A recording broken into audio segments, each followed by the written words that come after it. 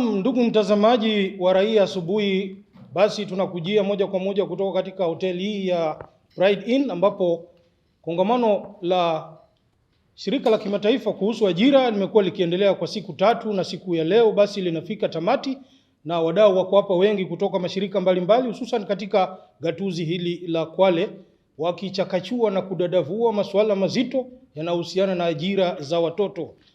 Kumbuka tu kwamba shirika la kimataifa kuhusu ajira ni mojawapo ya mashirika ulimwenguni ambayo yanatoa kipaumbele kuhusiana na utetezi wa haki za binadamu, hususan haki za watoto. Nitaweza kutoa fursa kwa wadau mbalimbali kuweza kutoa mawili matatu kuhusiana na kongamano hili ambalo limekuwa likiendelea katika hoteli hii ya kifahari, na mengi tu yamejitokeza kufinyanga sheria kwa mujibu wa serikali za gatuzi na vile vile serikali ya taifa kuweza kumega sheria hizo na kuweza kuzipitisha katika mifumo yake ya kisheria nchini ili kuendana na mahitaji ya Umoja wa Mataifa. Kumbuka tu kwamba imekuwa ni changamoto kwa watoto wengi kupatikana katika mikumbo ya ajira. Je, mzazi anaposhikwa na kutiwa mbaroni, jukumu la kumlinda yule mtoto kielimu linambakia nani? Pengine inapotokea haja kwamba familia ni fukara fuki kwamba haiwezi kumsomesha mtoto yule, basi anakwenda wapi? Mara nyingi wanajipata wanafunzi hawa kwenda kwenye ajira. Wewe ndugu mtazamaji, popote pale pawapo, unapotazama runinga ya Raia, una yepi ya kusema? Wasiliana nasi kupitia nambari inayopita kwenye mshipi wa runinga yako kuhusiana na hoja madhubuti ambayo tunazungumzia kuhusiana na shirika hili la kimataifa ILO pamoja na wizara ya mambo ya ajira nchini Kenya. This is a very, very good example of where we can actually mobilize resources from the private sector and with the community's involvement. So if the communities are sensitized about the negative consequences of child labor and trafficking, then they will automatically, build a project around the proceeds that come from these mining companies. So I don't know whether our sister from the Chamber of Commerce is here, because this is really the entry point for us to mobilize resources. And if we even get to know which companies these are, then we can contact them directly. Thank you. Okay, while we allowed the county government some years back for sponsoring some of the students to go to India, actually they lifted about 40 students to go to India, 2 from each of the ward. But what they went to learn in India is pilipilinology. It did not, and there was no urgent need of whatever they went to study in India. And up to now, most of those boys who went to India are tarmacking. So there's need for these entities who are sending our children to colleges. They should look at the need of the county. Like we can say in Kwale, we need to have more doctors. Then they should encourage such students to study medical studies and not pilipilinology. Thank you. Our question was to tackle the challenges faced when accessing these programs that Group 1 and 3 has mentioned. And we've also mentioned some of it, although all of it has been captured by the 2 groups. So one of the challenges is corruption. And there's an audit report that was released recently about the CDF, especially the one from Sangweni. And one of the major things the report says is about the corruption that we see when disbursing these funds. So, and let me say before I continue, all these challenges we've listed here seems to appear in all the schemes that we have. So when I mention number 1 and 2, that is when only specific to a certain program. So number 2, there's the lack of political goodwill. This is especially faced when it comes to the bursaries, especially the county government bursaries, where one of the challenges is that there are a lot of issues involved, especially in matters to do with the criteria that was used to give to these vulnerable houses. Was it based on the performance of the student, or was it based because I work in that office, now I can be able to give whoever I wish to? Was that issue? And then there's the number 3 is the limited information, and this we combine it with misinformation. Misinformation, where we mention all these programs that were there, for example, the Innovative Cash Transfer programs or the National Government Affirmative Action Fund. There are people within even this area that are not aware of all these programs that are there. Especially, let me give an example of in the Matuga sub-county. There are places like Shimbaki, Sukore area. They are aware. Most of them are not even aware that the government is offering all these services because the information is not reaching them. So number 4 is limited resource allocation. Under limited resource allocation, we are tackling, when we say resource allocation, we're tackling the human resource aspect, the financial aspect, and the professionalism. Yes, bursaries are there, but how much is being allocated? We can hash CDF, how much is being allocated? We can talk about national government affirmative action, how much is being allocated? Or the cash transfer programs that we have, like the orphans and vulnerable children. Yes, on the first day I gave the figure of how many households are being tackled in Kwale County. Is Mr. Boko 1,000? It's around 1,000 households for C2OBC. But how many orphans do we have in Kwale County? You see the discrepancy between the number of people who need these resources and the resources that are available. So this covers mostly in terms of the cash transfer and the bursaries and all that. It's not enough. There are a lot of needy people out there. Then the number 5 is inaccessibility of service delivery points. This we are referring to the offices. If you look at even our offices, both departments that we have, the children, ours, it's a one-man station. Like right now that we are here for this meeting, our offices, most of the offices are closed. And then, especially with the government, we have one office per sub-county. And in areas which are limited like Matuga and Kinango, for example, in my department, in Matuga, I'm handling Matuga and Shimbaki. You see, so when you're in Matuga, the guys in Shimbaki, they have to come all the way from Kore, Maluvamba, up to Kwale to access the services that are there. So this has become also a challenge because we're dealing with vulnerable members of the society which don't even have transport to come and access. I've seen that challenge especially with the Innovative Cash Transfer, although we've come up with an initiative as an office. When it comes to during payment cycles, instead of these beneficiaries to come all the way to the bank to access these funds, we send agents per location so that those guys on the far end don't need to spend so much. Because I asked a question, how much do you spend to come from Lukore to Kwale town? They said you use border. One way they spend around 1,500. That's a lot of money. When you're talking about, especially even those who are not working there, they don't have any. So here is in terms of the point where the services are being offered. If it's possible, if the services are cascaded down to the grassroots level, at the location level, village level, it'll be able to assist more people. And then another point is another challenge is duplication. We've noticed in duplication where we've mentioned there are a lot of organizations doing very good job when it comes to child protection.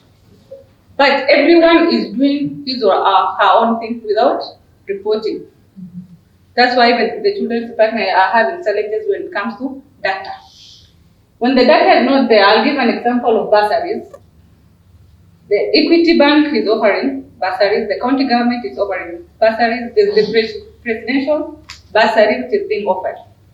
If all these three, I'm just giving an example of the three, they are not sharing information. We have cases where an individual is benefiting from all these three programs. If you're benefiting from the three, for example, one child gets a scholarship from Equity, from CDF. it means there's another child who's going to miss out. In your own respective areas of work, we are truly, truly grateful for this commitment and the amount of work that you are putting in. I also don't want to forget the children's officers, because they also work very closely with you, and they have other people who are reaching out to the children in the various communities.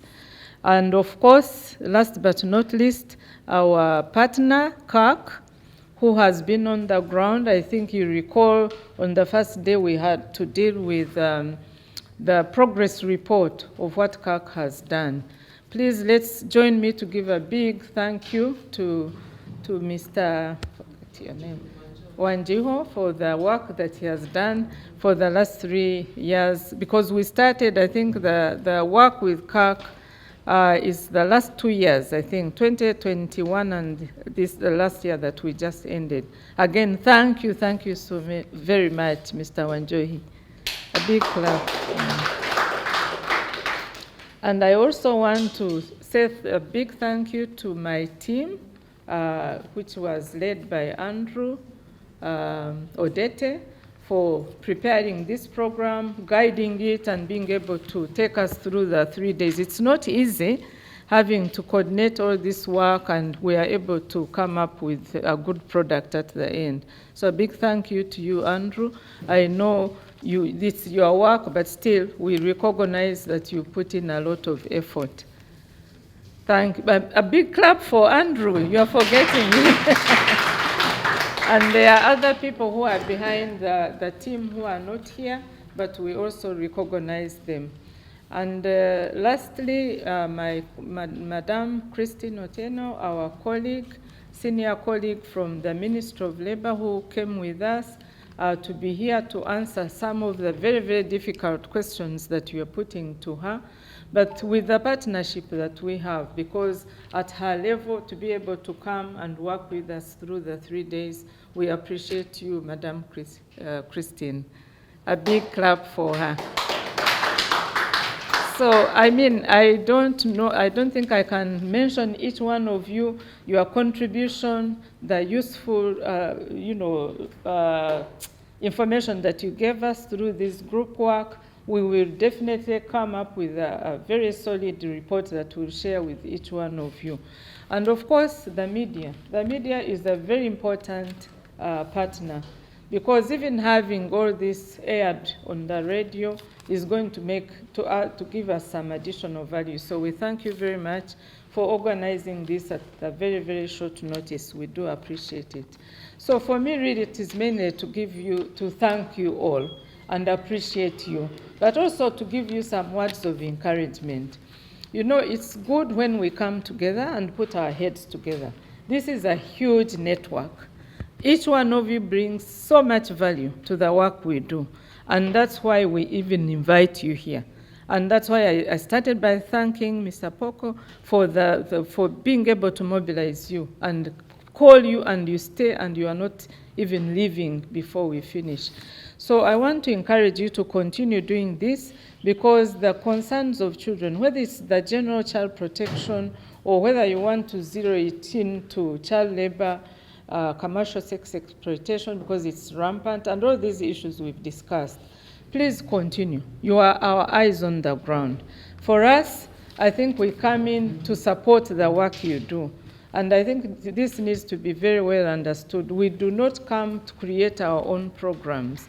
It is to support the work you are doing so that you can do it better and reach as many more children. You know that Kenya signed to the Sustainable Development Goals. All of you are aware. Who can tell me the tagline for the SDGs? Who remembers what the tagline for the SDGs is? Or what is the main principle behind these Sustainable Development Goals? Do you know them? Are you aware about them? I'm sorry, I'm not opening a new discussion. And there's a reason why we even need to be aware of them, because we have our Sustainable Development Goal that touches all of us. So maybe without extending the conversation, the tagline or the principle behind this is that we leave no one behind. Does that ring a bell? Yeah, because even as we do our work, let's look out for the most vulnerable, the children with disability. I think one person kept, repeating it, but I also want to repeat it. We leave no one behind in our communities, whether they are girls or boys or from poor families or middle-class families. As long as they need support, we need not leave them behind. And our sustainable development goal that touches our work is number 8. On what? Decent work. Excellent. So, but the target number 7 is particularly on child labor, or specifically on child labor. So I encourage you to continue that whatever we've agreed as follow-up action points, please don't get tired when you are called back to discuss. We are looking forward to the establishment of the CCA, and whatever you decide, whether you want to have a subcommittee, that will also be okay, a subcommittee on child labor. But overall, we are very, very pleased with the way Kwale is moving. The challenges are many, the resources are few, but if we are committed, we can utilize what we have so that we carry the work forward. So with those few remarks, I just wanted to also say we shall be sharing with you the Durban Call to Action, the document that highlights what needs to be done, the status of the child labor statistics.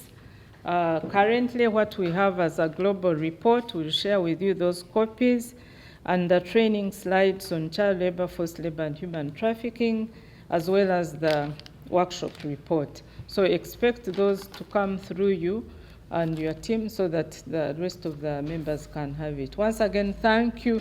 Thank you so much for even having us here. I enjoyed this time with you thoroughly, and we'll also try to get your contacts, those whom we contact bilaterally, or the whole team.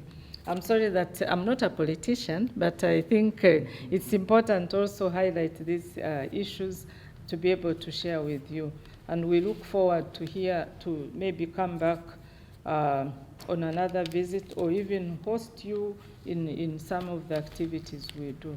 So thank you so much, and may God bless you. Natoka katika shirika la kupambana na ufisadi ambalo linaitwa National Anti-Corruption Campaign Steering Committee, ambao liliundwa na Gazette Notice number 6707 of 19th September 2014. Na ili shirika kwa kifupi tunaliita NASC. Kazi yetu ni kuelimisha ama ku-create awareness kwa mwananchi ili apate kujua njia za kupambana na ufisadi, na vile ufisadi unajitokeza katika jamii, na vile unaathiri maisha ya jamii, kwa sababu ufisadi ukiathiri maisha ya jamii, hapo ndio watoto wanapata kudhulumika wakati jamii imeathirika na mambo ya corruption. So sisi tunafanya awareness and sensitization, kuelimisha mwananchi ajue haki yake, na ajue katika project ile ambazo zinafanywa na serikali vile ufisadi unaingia, vile unaanza, ajue mambo ya budget cycle, kujua njia ambazo yeye mwenyewe kama mwananchi bila polisi, yeye mwenyewe ana jukumu la kuzuia ufisadi kufanyika, na anaweza kuzuia kwa sababu wananchi wengi hawajui.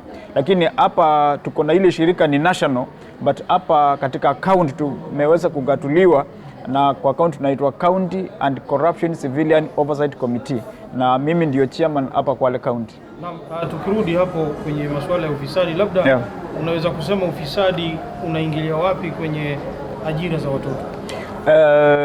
Katika masuala mazima ya ajira za watoto, corruption inaingia, kwa sababu wakati jamii imeaffectiwa ama imeaffectiwa na mambo ya corruption, mwanzo hiyo watoto kuajiriwa, utapata mtu amecorrupt his ways na ametoa mtoto shule, ameenda amempa kazi. Hiyo ni corruption tayari moja kwa moja. Alafu pia wakati project zile serikali ilikuwa fanya sifanyike vizuri na hasikufanyika, kuna watu watakosa kazi pale, pengine jamii itakosa ajira, itakosa mbinu za kulea wale watoto, na ile italeta umaskini kwa sababu ya corruption. Kitu ya kwanza, corruption inaleta umaskini, na itabidi wale watoto hawawezi wakasoma. Mwanzo kwa mambo ya bursaries, itabidi kuna watoto hawatapata corruption ikiingia pale ndani, na wakikosa kupata zile bursaries na wanatoka katika vulnerable families ama families ambazo ni maskini, hasiwezi kusomesha ule mtoto, corruption imeingia, amekosa kupata bursary, moja kwa moja anaenda kutafuta kibarua kwenye matimbo na kuajiriwa, ama familia yake inamtuma kuuza vitu sokoni wakati ambapo anatakana kuwa shuleni. Na iwapo corruption ingekuwa, angepata tu bursary, pesa mzuri, na haende shule, na ile ajira ya mtoto pale haitapatikana. Yeah. Na labda kwenye dhuluma hizi ambazo unazungumzia, pengine ufisadi huu umehusika vipi? Mtoto yule anapodhulumiwa, athari za ufisadi zinajitokeza. Kwa mfano kwenye idara ya polisi kuna ufisadi ambao huwa unatokea, pengine yule tajiri ambaye ameajiri wale watoto anahonga maafisa wa polisi ili wazimie lile masuala ya ajira kwa wale watoto. Yeah, mambo ya ufisadi ni ndo sungu katika nchi yetu ya Kenya.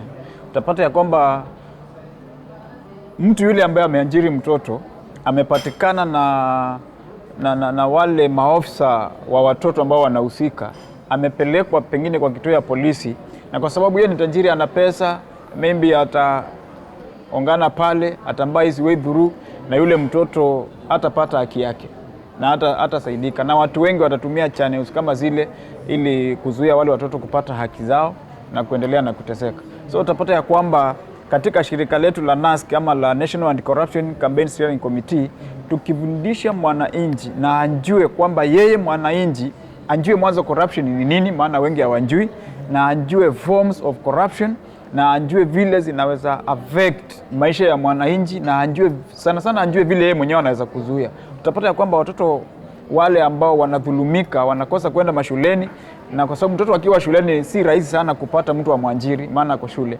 lakini drop out of school ni rahisi sana kupata ameajiriwa, ama hata yeye mwenyewe ameenda kutafuta kibarua, maana hana kitu ya kufanya. Na wengine ni mayatima. Utapata hata kule kusajiliwa katika yale mashirika ambayo yanasaidia watoto mayatima kunatumika corruption.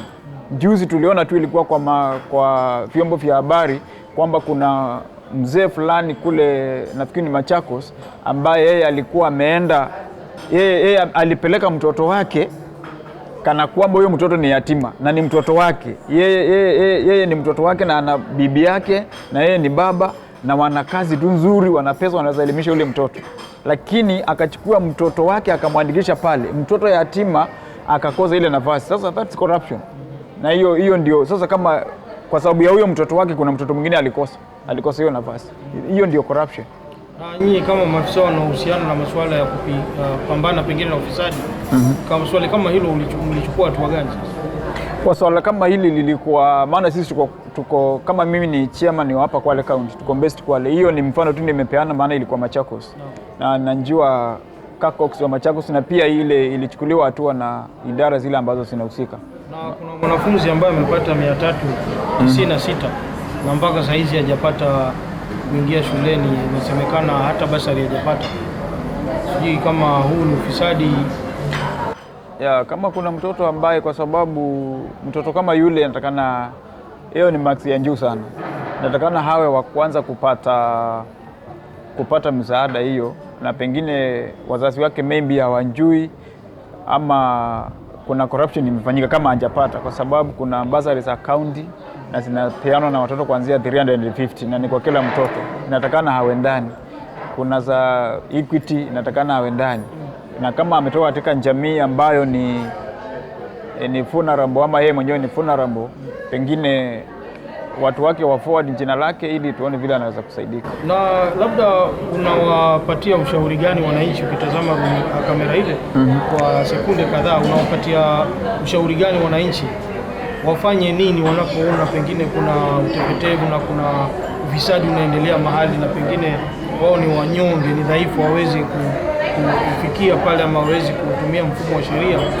Wanafanya nini? Wanaweza kufanya maandamano, kupiga kelele, ama unawashauri nini? Ya, nasema wasifanye furugu, ama wakafanya hata kama ni maandamano afanye maandamano ya amani, lakini sisi kama NASC ama Kakox wa Kwale tutakuwa tunaenda mashinani na tunawafundisha njia za kuripoti yale maneno. Ukiona mtoto anadhulumika kwa sababu ya corruption, ama uone corruption inafanyika, usinyamaze.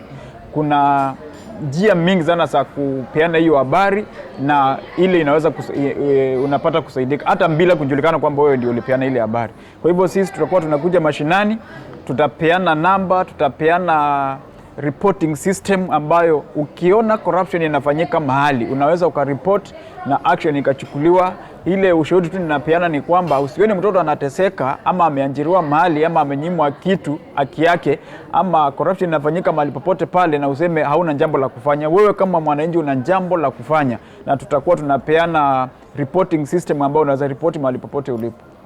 Na labda utawasaidia wananchi kujua mnapatikana wapi katika gatuzi la Kwale, ofisi yenu iko wapi, ama pengine anaweza tumia njia gani ya mawasiliano bila yeye kutambulika kwamba amewapatia taarifa? Kwa sasa hili shirika limengatuliwa hivi majuzi kuja hapa Kwale, na tutakuwa tunapitia kwa ofisi za, tunafanya kazi pamoja na ofisi za SEC na ofisi za machief na ofisi za wale ambao wanahusika na mambo ya serikali. Kwa hivyo tutakuwa tunapeana namba, maana kutoka hapo tutakuwa tunaenda mashinani na tutakuwa tunaitisha barazas na tutakutana na wananchi moja kwa moja na tutaweza kuwasaidia. Ufupi unasema mtu anaweza kwenda kwa chief kuuliza namba yenu ama kushtaki kwa chief. Manake pengine chief akapindua mambo, akiambiwa kuna ufisadi mahali fulani, anaweza kwenda ikaitafia. Pengine watawafikiaje moja kwa moja nyinyi? Kuna namba ya simu ambayo mtu anaweza piga kusema kwamba mahali fulani kuna ufisadi na mimi na ushahidi wa kutosha?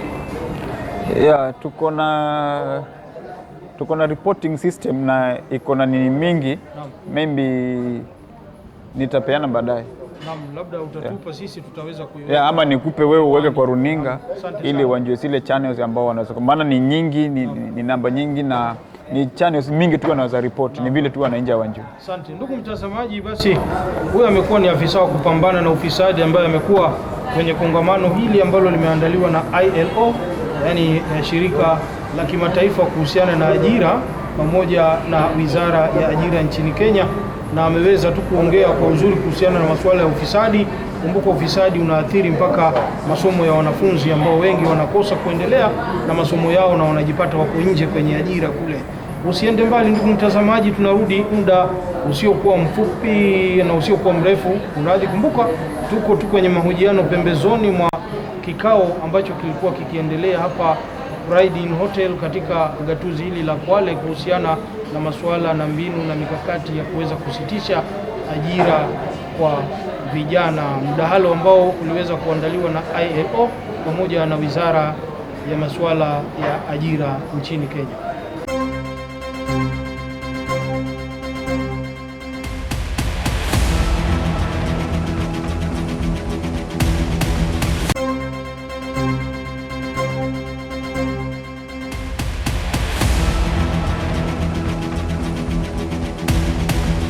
Karibu ndugu mtazamaji kwenye pote hili jingine. Kumbuka tu kwamba ni kongamano ambalo lilikuwa likiendelea katika hoteli ya Pride Inn hapa kwa siku 3, na hivi sasa tuna mahojiano pembezoni mwa mkao huo ambao unafuatilizia ule mkao ambao ulifanyika Durban kule Afrika Kusini kuhusiana na suala la kusitisha ajira kwa watoto. Kumbuka tu kwamba mataifa 187 yaliweza kuhudhuria, na hivyo basi katika mataifa hayo basi kuna njia ya kuendeleza na kufuatilizia mfinyango wa sheria kuhusiana na masuala hayo ili kwamba watoto waweze kupata usalama. Naye afisa mmoja kutoka katika gatuzi hili la Kwale tukiwa hapa pembezoni mwa mkao huu aweze kutuelezea tu kwamba kongamano hili limeweza kuzaa nini na pengine matatizo makubwa yanatokana na nini. Je, mtaala mpya wa elimu almaarufu CBC una hatima gani kuhusiana na ajira ya watoto,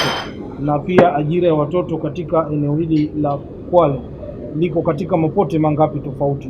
Kuna uchimbaji wa mawe na upasuaji wa mawe, na vile vile kuna uchimbaji wa mchanga, na mbali na hayo kuna ule uchimbaji wa zile slabs ama matofali yale ambayo yanatokana na yale mawe laini.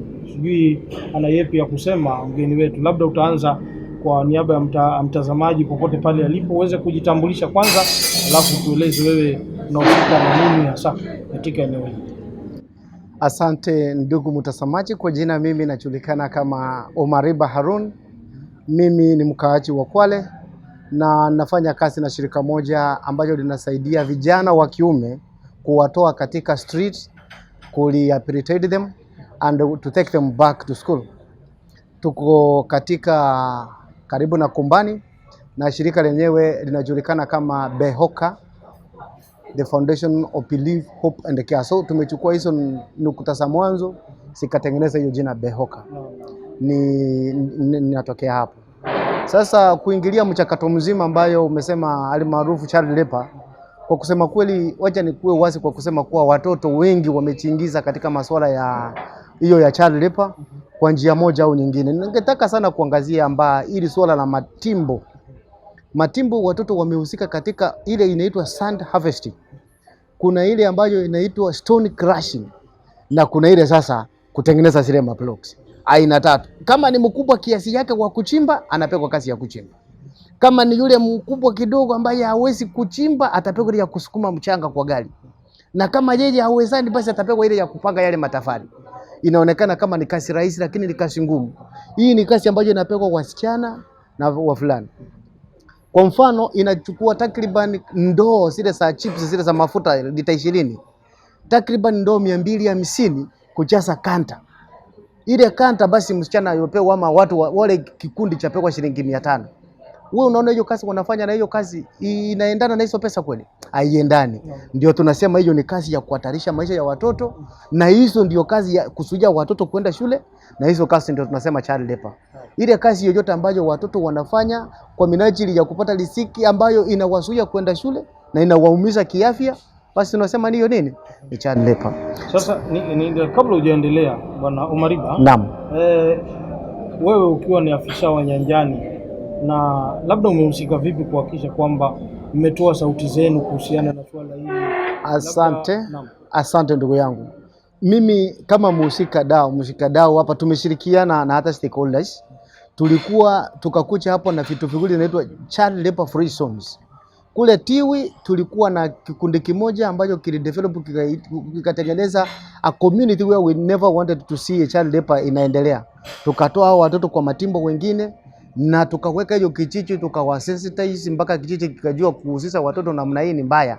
Inaitwa Tiwi Child Labor Free Zone, ambayo mkubwa wetu alitusaidia ni Bwana Chief Mr. Nasoro.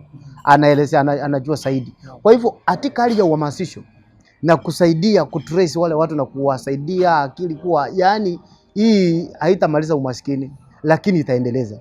Kwa hivyo kazi yetu kubwa imekuwa ni ile ku identify, kusaidia na kusensitize community na kupeleka wale wahusika shule. Ndio hapo nimehusika ndugu yangu. Na changamoto gani mmepata kwa wale matajiri wale mabepari ambao wanamiliki yale makanta ama lori yale ya kuweka mchanga? Kuna pingamizi? Yes. Vitisho vyote pengine wamewapatia? Pingamizi ni kuwa sasa we're trying to take away the issue of cheap labor. Ukitafuta wazee watu wamekomaa kuwapatia kazi ya kibarua the whole day kuwapatia shilingi 500 ulisikia wapi? Uwezi. Lakini watoto ambao wanajua kupata shilingi 500 na nyumbani ya kwako kula asubuhi na hata 500 ni nyingi, 200, 100, wao wanaona wamepata pesa. Sasa wale mapebali wanapoona sisi tukitoa watoto pale, wale watu ambao wametegemea hiyo automatically watasikia vibaya. Na hiyo ni changamoto kubwa ambayo tunapata, kwa sababu sasa itapita kutoka hali nyingine kwa wale watu hawapendi sisi tuendelee. Wale wanataka waendelee kuwadanganya, waendelee kufanya nini ili kusudi waweke wale watoto waendelee kuwasaidia. Ningependa kuweka kitu kimoja ambacho serikali ingetusaidia zaidi. Kwa sababu gani? Serikali imekuja na sheria. Sheria siko ndugu yangu chungu nzima, lakini pale mashinani asijafika implementation part of it haijakuwa kamili. Na sasa wameleta mfumo mwingine mpya wa CPC. CPC ndugu yangu, nataka uangalie kuwa mtoto anapofika standard 3, grade 3 anafanya mtihani wa kitaifa, na ile mtihani inampatia mwanafunzi nambari ambayo inaitwa examination assessment number. Au ipate mahali pengine popote nasemekana hiyo namba ndio utatumia mpaka umalize nini? Umalize mfumo wako wa kusoma. Iwe ni higher education, iwe ni secondary, iwe ni nini, utatumia hiyo namba. Sasa kwa mfano mimi nashughulika na vijana ambao wako street.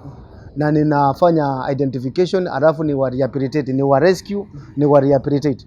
Honestly speaking, ni kwa wale watoto wanafunzi wengine ambayo waliachia standard 4, 5, 6, umri wao hautaandamana na ile nini. Na ili kusudi nirudi niwaweke shuleni. The issue is sina window ya kuwaweka shuleni apart from to turn them back to standard 3, wafanye mtihani, wapata assessment number, ndio waamke nayo. So the issues of inclusivity mimi naona kama at least kidogo tumeachwa nje. Sasa huyu mtoto umri wako umekuwa mtu mkubwa na anataka kusoma kabisa, lakini hawezi kupenda kuja kuanzia standard 3. Ile nauliza serikali, je, wao wanamfanya yani walifanya hii criteria gani itatumika? Kwa maana education is basic, compulsory and free in Kenya. Vile wanasema serikali inatoa. So how can you tell this child leo unataka kutoa street, wewe uliacha? Unajua mtoto kukua street ti kupenda kwake. Ni hali imempata hapo. Lakini ndugu yangu, sasa ukitoa mtoto ambaye hakuna miaka yaelekea 15 umlete standard 3 na aliachia standard 4, sasa utakuwa umesaidia gani? Kwa kivingine Bwana Mariba, unasema kwamba Kenya inakiuka mkataba wa Umoja wa Mataifa ambayo elimu kwa wote. Kwa wote. Elimu ya bure bila vikwazo. Na hii sheria Kenya ilishiriki kuweka mkataba na kuweka saini katika ile kitu tunaita International Law Organization. Kenya is the signatory. Imeweka mkataba kuwa wao watahakikisha wametoa watoto wote katika child labor. Na katika hii mchakato mzima ILO ambayo Wakenya walihudhuria na serikali yenyewe walisema kufikia mwaka wa ile Durban, kufikia mwaka wa 2025 all child labor issues will be done with. Hakuna. Lakini sasa mimi naona kwa kusema kweli CPC, yes, na CPC standard 6 kwenda grade 6 kwenda junior secondary, hiyo elimu naiona vile iko. Mimi naona wengi watarudi mtaani na naomba serikali iangalie hiyo maneno. Asante. Asante sana ndugu mtazamaji, huyo ni Bwana Mariba ambaye ni afisa anayehusika na masuala ya nyanjani kuhusiana na watoto, ulinzi wa watoto na haki za watoto, na ameweza kujitoa kidedea kupigania haki za watoto katika eneo hili la Kwale, hususan wale wanaofanya kazi kwenye matimbo. Kumbuka tu kwamba haya ni mahojiano ambayo yanakujia pembezoni mwa kongamano ambalo limekuwa likiendelea hapa Pride Inn, lililoweza kuandaliwa na ILO ambalo ni shirika la kimataifa kuhusiana ajira pamoja na Wizara ya Ajira nchini Kenya, ambalo limekamilika leo katika siku yake ya 3. Na mkao huu umeweza kutokea kufuatia yale yaliyokubaliwa ama yale makubaliano yaliyotokea kule Durban, Afrika Kusini mwaka uliopita kuhusiana na kusitisha ajira za watoto ifikiapo mwaka wa 20 ama mwaka wa 2025, ambao hivi sasa tumesalia na mwaka mmoja tu. Je, haya yatawezekana? Ndugu mtazamaji, popote pale hapo ulipo, wasiliana nasi kupitia kwa nambari ambayo iko kwenye mshiki wako uweze kutujuza wewe unafikiria yepi kuhusiana na mchakato mzima wa masuala haya ambayo yapo katika asasi za jamii, ikiwa ni Raia Asubuhi ndani ya runinga ya Raia TV.